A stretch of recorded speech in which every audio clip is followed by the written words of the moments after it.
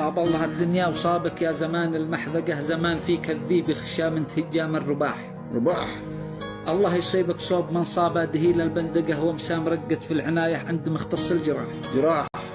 الليلة الهاجس وصلني هز وضعي وقلقه، والراعد تهمهم من الخاطر وبرق العين لاح. يا ونتي ونات من حومة المقبب عوقه، من كف عمه وابن عمه ذي حسبهم له رزاح. وبعد ما تشالا شراري بي حنش وتليقه، ناوي بهالقتله ما هو للمظاهر والمزاح.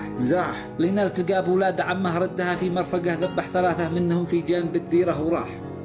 وامسى في اعطاف الخلا شارد ونفسه مرهقه، مختاف من الجوع بين البرد في ظلماء وضاح.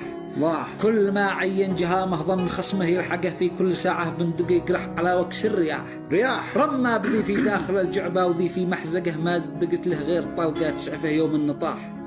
ويوم ما فك عظيم الشان والحق صدقه، وتقربت منه بني عمه معاذ والصباح.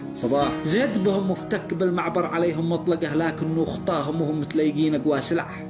فحاصروه 2 و2 اقبلوا بالمشنقه، و2 قالوا نقتله بالسيف ولا بالرماح. فونه شافها خصمه في الحال اطلقه، وقرح في داعة الله لك من الضيق الفساح. هذا وانا ونيت مثله في الظروف الموهقه، علوا عسى تسمعوني يا قليلين السمع.